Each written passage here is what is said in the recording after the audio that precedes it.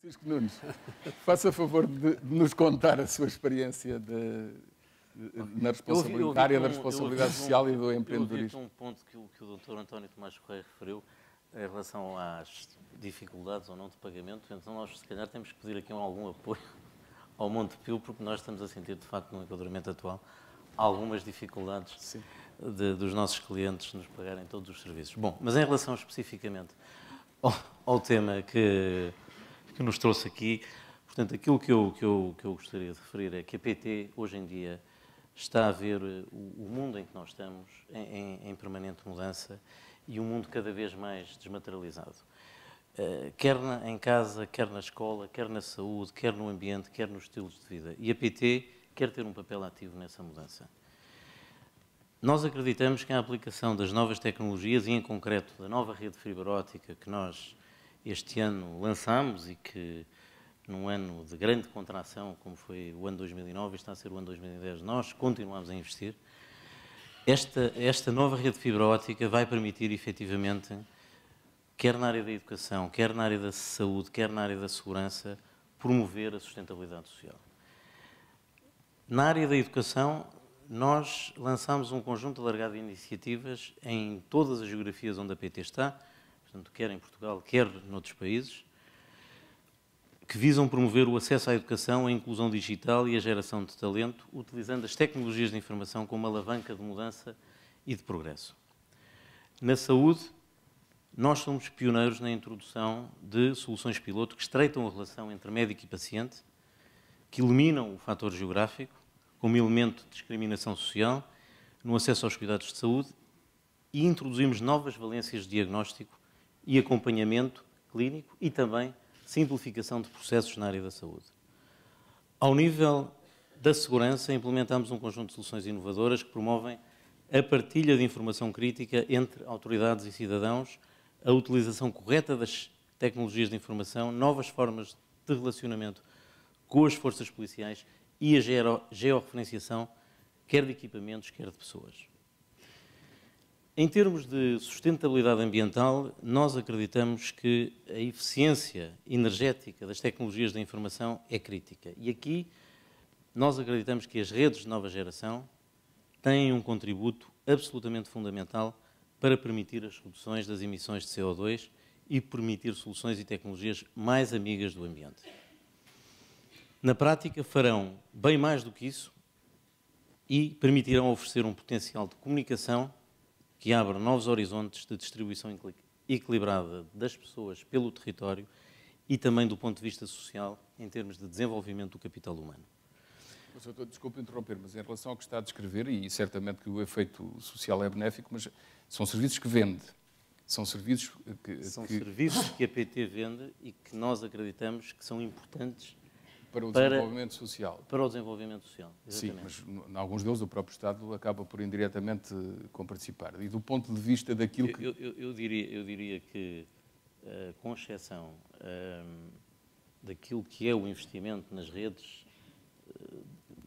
de fibra óptica em zonas remotas, o Estado não nos deu qualquer apoio. Quer dizer, todo o investimento foi efetivamente um investimento feito pela PT, que tem, obviamente, nós somos uma empresa privada, somos uma empresa cotada em bolsa, somos uma empresa cotada na Bolsa de Valores de Nova Iorque, obviamente temos um objetivo de rentabilidade, claro. Mas estes investimentos todos têm também um objetivo de promover a sustentabilidade social. Mas agora pergunto-lhe, acha que todas essas tecnologias e essa orientação para promover essas melhores condições de comunicação, de segurança, tudo isso...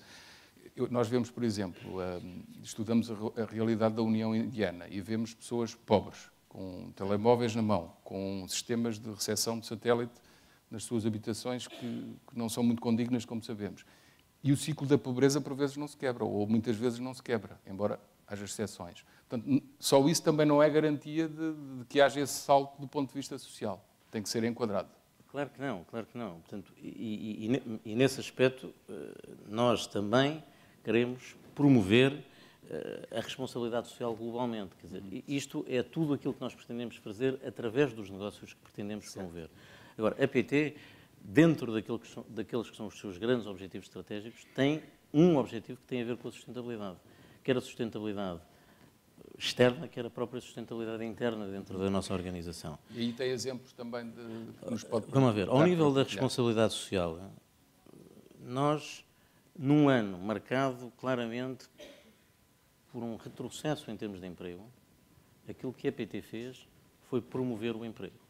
Portanto, a PT foi uma das poucas empresas em Portugal que no ano 2009 procurou promover o emprego.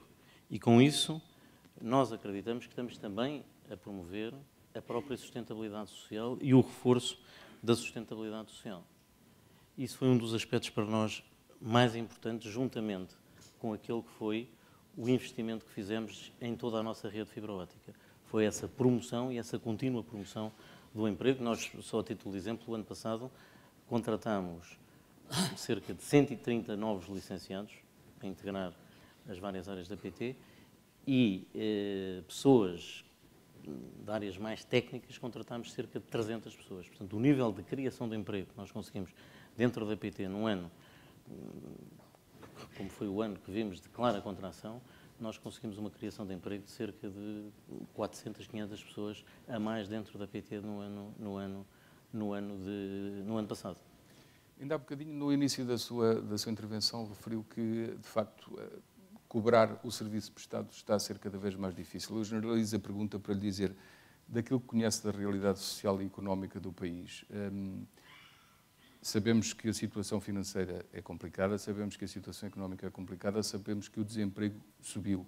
Há maneira de quebrar este ciclo económico. Estou a fugir um bocadinho ao tema, mas ele acaba por estar indiretamente relacionado. Há maneira de quebrar este ciclo económico? Vamos ver, eu só acredito na quebra deste ciclo económico se nós continuarmos a desenvolver o país. Se o país continuar a crescer e conseguimos inverter este ciclo de contínuo decréscimo que temos tido nos últimos anos, nós efetivamente conseguiremos criar riqueza que nos vai permitir efetivamente garantir que temos mais capacidade para depois repartir essa mesma riqueza. Mas, em primeiro lugar, temos que criar mais riqueza e eu acho fundamental que todas estas medidas que têm sido tomadas agora, e que, na minha opinião, pecam um pouco por tardias em termos de estabilização orçamental do país, estejam agora a ser tomadas, porque muito provavelmente aquilo que vivemos nos últimos anos no país e provavelmente na Europa toda foi uma situação estávamos de facto a gastar mais do que aquilo que eram os nossos... fazer o ajustamento. E há que fazer esse ajustamento e é fundamental fazer esse ajustamento para a seguir podermos voltar a uma situação de crescimento e se voltarmos a uma situação de crescimento eu acredito que aí sim poderá haver uma melhor repartição e esses problemas que naturalmente existem numa situação destas, mas que estão de facto a acontecer, de maior dificuldade das pessoas cumprirem com as obrigações que têm, vão ser ultrapassados. Muito bem. Sr. Edmundo Martinho, em relação àquilo que é o Estado pagar, dar o cheque para ajudar quem precisa, uma vez que os meios são escassos, são finitos, o ideal é não aumentar muito essa fatura ou até reduzi-la. Reduzi-la, face ao que sabemos, não se pode. Criar alternativas é o fundamental. Tem ideias precisas sobre isso? Partilhe-as connosco, por favor. Bem, muito obrigado. Antes de mais, dizer que, enfim, preciso de fazer aqui 2 ou 3 comentários prévios para poder responder à sua questão, se não se importa. Faça favor. O primeiro comentário que eu gostava de fazer é que nós vivemos hoje uma contradição que se está a tornar insanável, ou seja, nós andamos sistematicamente, e quando digo nós, falo do mundo ocidental e em particular de Portugal, que, enfim, que chegou mais tarde a esse processo, mas que tem vindo a tentar recuperar, andámos durante muito tempo a consolidar, quer do ponto de vista público, quer do ponto de vista privado, quer do ponto de vista de cada cidadão, esta ideia de que há direitos que são inalienáveis e entre eles se incluem alguns direitos sociais, importantíssimos. Aliás, já hoje aqui foi referido, penso pela doutora Isabel Joné, até a recentíssima declaração por unanimidade da Assembleia da República, em julho de 2008, recentíssima, porque, enfim, foi quase há 2 anos, mas mantém uma plena atualidade, e ou pelo menos não foi revogada essa declaração, uma recomendação que se fazia ao Governo e em que se dizia que a pobreza constitui um atentado aos direitos humanos.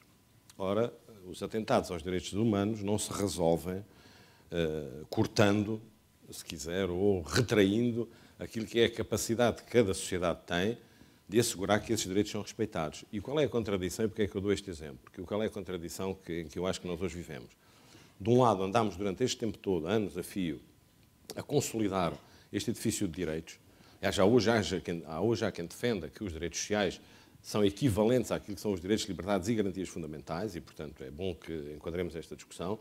E, ao mesmo tempo, que andamos a edificar este grande domínio dos direitos sociais, estamos hoje a cair numa tentação, e eu chamo-lhe tentação porque espero que não passe disso, estamos aqui na tentação de considerar que o desequilíbrio das nossas finanças fica a dever-se à excessiva generosidade do Estado em relação às situações de maior vulnerabilidade.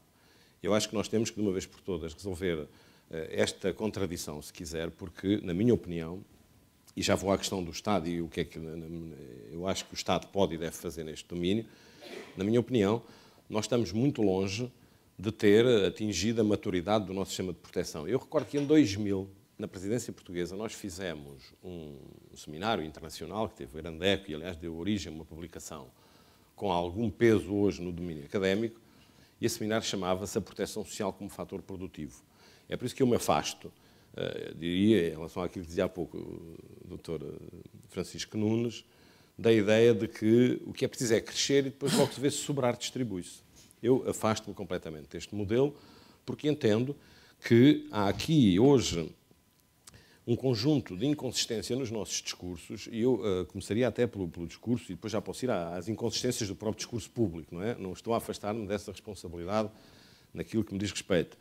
Nós hoje temos cada vez mais empresas que, afirmando o seu lastro e a sua quase capacidade genética de ser socialmente responsáveis, e nós temos aqui hoje nesta sala, e nomeadamente aqui no palco, empresas que são de facto exemplos daquilo que é uma atitude de verdadeira responsabilidade social, mas temos as empresas hoje que, no momento de crise, é quando resolvem e acham que devem cortar os apoios. Pessoalmente entendo que é nos momentos de crise que é preciso ativar de forma mais intensa os mecanismos de solidariedade que estejam todos disponíveis, sejam aqueles que resultam do apoio familiar, sejam os que resultam do apoio da comunidade, sejam os que resultam do apoio do Estado. E, portanto, entendo que é nos momentos de crise que o fator proteção social mais se torna importante enquanto fator produtivo. Aqui não produtivo no sentido estrito da expressão, mas produtivo no sentido da criação de condições para que o país cresça. Porque um povo, uma pessoa que não confia, não se sente segura relativamente àquilo que é a sua condição, naturalmente não tem condições para poder disponibilizar todos os seus recursos e toda a sua capacidade ao serviço do país. E eu acho que, nesse aspecto, veja-se, dizia-se ontem na brincadeira, que a Alemanha perdeu o jogo com a Espanha porque o povo disse que era a Espanha que ganhava. Não é? Ou seja... Essa é uma boa explicação. Não é do relevado que estava inclinado. Não, o povo era alemão, ainda por cima, e, portanto, infalível, diria. Sendo o povo alemão, tendo o povo assinalado a Espanha como vencedor, isso contribuiu para deitar abaixo a moral da equipa alemã. Não, é uma explicação foi do como jornalista outras. Que mostrou o povo. Provavelmente. A culpa foi do jornalista.